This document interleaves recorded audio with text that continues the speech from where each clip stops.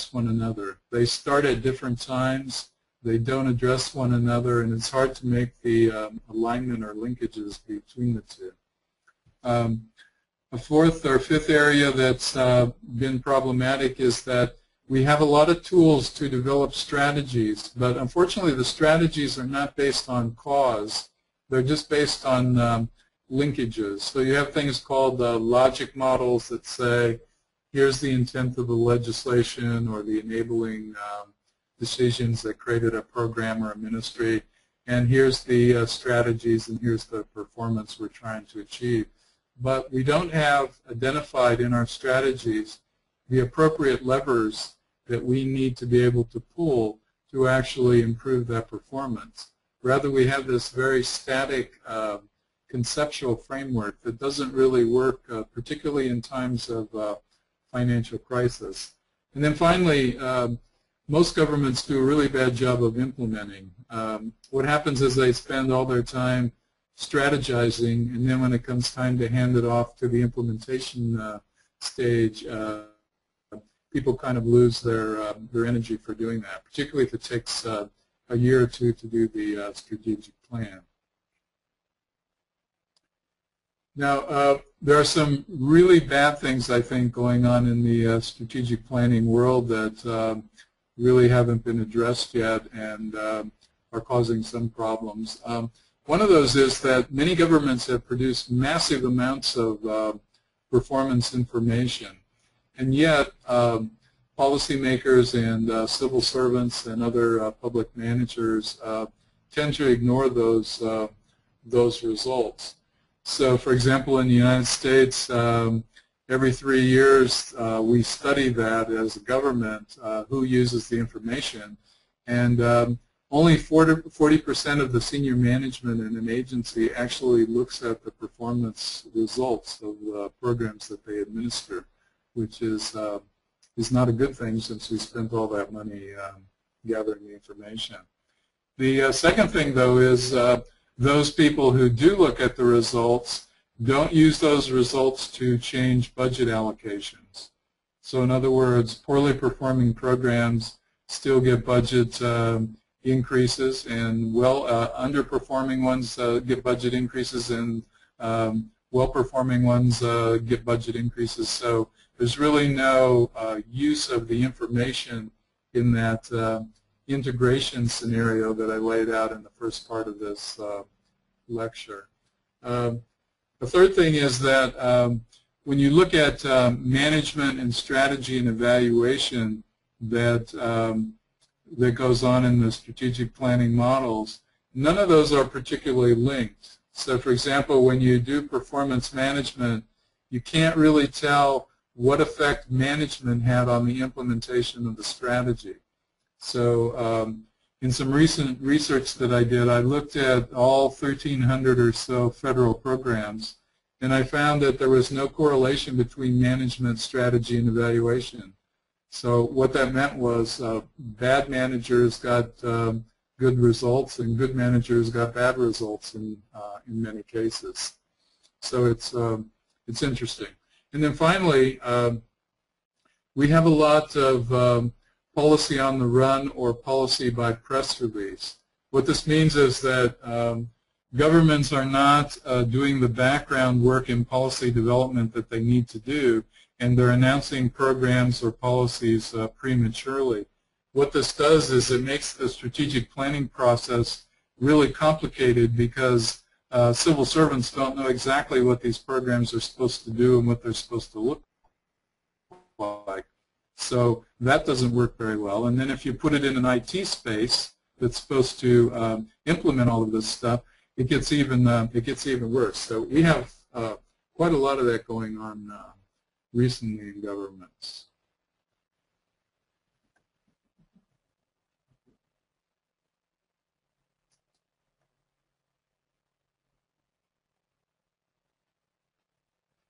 The next thing is that many governments have become evidence-based. They make all kinds of policy statements, particularly when they're elected, that suggest that they're going to base all of the results of their decision-making based on evidence. And yet, When you actually look at the amount of evidence that's available, you find that very few governments are actually gathering what we consider good evidence. So, for example, they're not doing evaluation studies. They're not conducting in-depth analyses of any kind.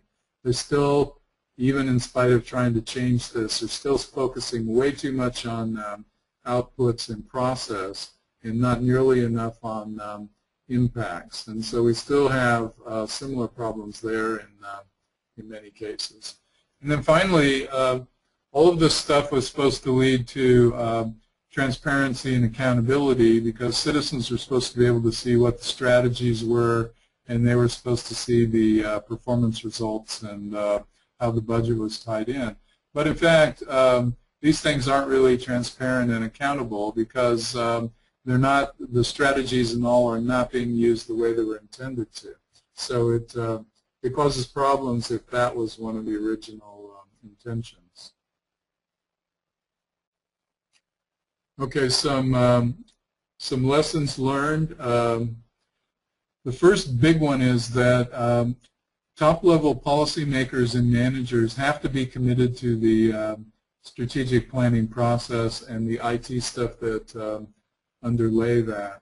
Because if they aren't, the civil service will wait around to see whether or not it's worth their while to undertake a lot of these strategic planning projects. So if a policymaker mentions it and then goes off and does something else, it's very likely to fail.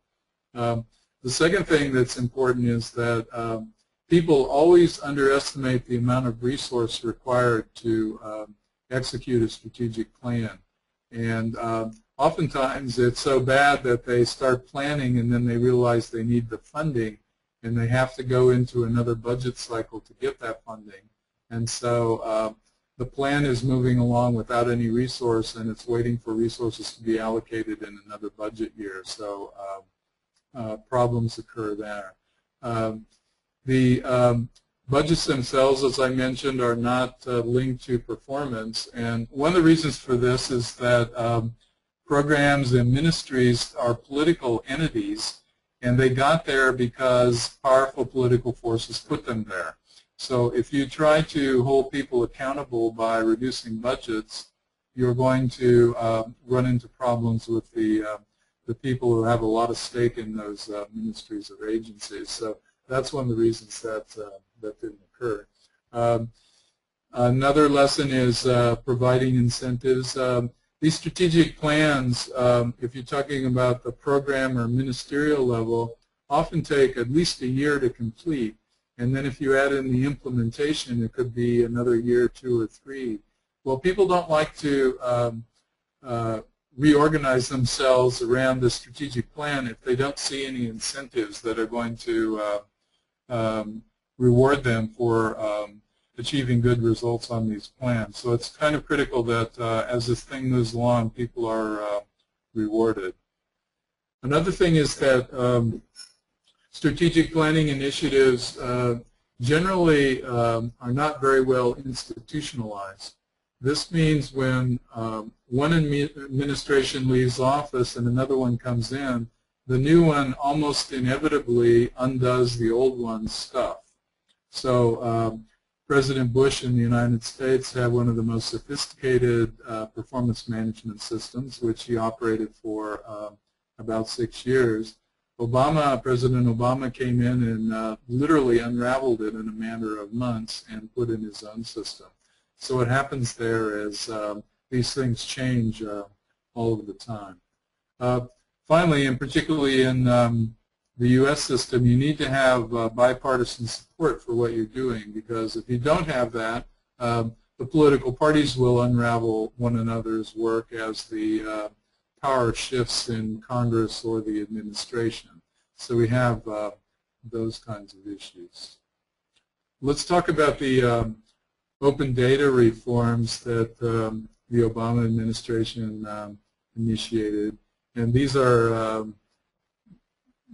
major e-government reforms, and they were all done in a strategic planning, strategic management, performance management context.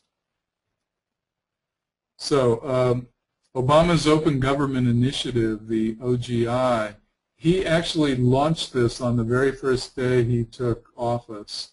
And what he was trying to do was to create a transparent and open government. And he also wanted to create a more liberal Freedom of Information Act. That's an act that allows citizens or organizations to petition the government to get information that's being withheld. And it usually ends up in some sort of court case if you really want to get some of the information. And then he basically directed government to be open.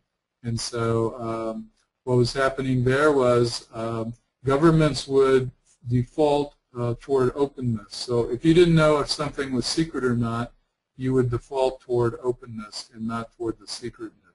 The reason for this, as many of you will know, is that governments tend to classify a lot of stuff as being secret, not because it really is secret, but because it denies access and it keeps them from being held accountable. So he was trying to eliminate that particular problem.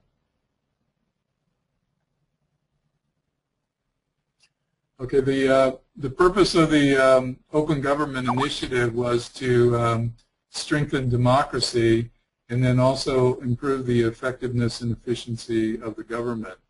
And it had, as principles, it thought that by increasing transparency, meaning letting citizens look at data, that it would increase accountability. It also required that agencies build in crowdsourcing, meaning that they allow citizens to participate in decision-making in government in the sense of being able to send emails or participate in chat rooms or participate in wiki sites to try to give their opinions about what was going on with a program or a policy, something like that. And then finally, they wanted to increase collaborative kinds of efforts. They wanted to encourage not only citizens to collaborate with government and jointly produce things, but they also wanted to have government collaborate with itself. So they wanted people to use social media and wiki kinds of technologies to communicate with each other inside government to improve policy making.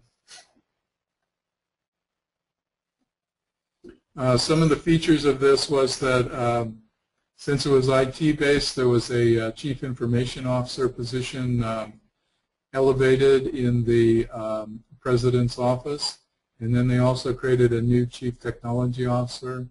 They created a task force that was focused on open government initiatives, and in each agency and in each program they created a responsible officer who was supposed to have oversight over what that agency was doing.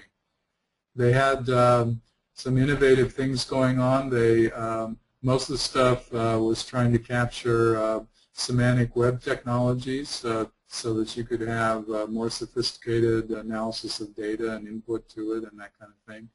They implemented a cloud-first requirement, so you had to demonstrate that you were in the cloud, and if you didn't do that, then you would possibly lose budget money. They, every agency had social media connections with all of the open government stuff that they would post, and they were encouraging third parties to create websites and applications to analyze data and participate in government data gathering activities. In addition to all of those things, they had data availability requirements. So as I mentioned before, they were declassifying data. They put it in a standard machine-readable form, and the idea was to promote accessibility. They created dashboards and strategic plans and working groups to make sure that all of the strategy parts of this were working.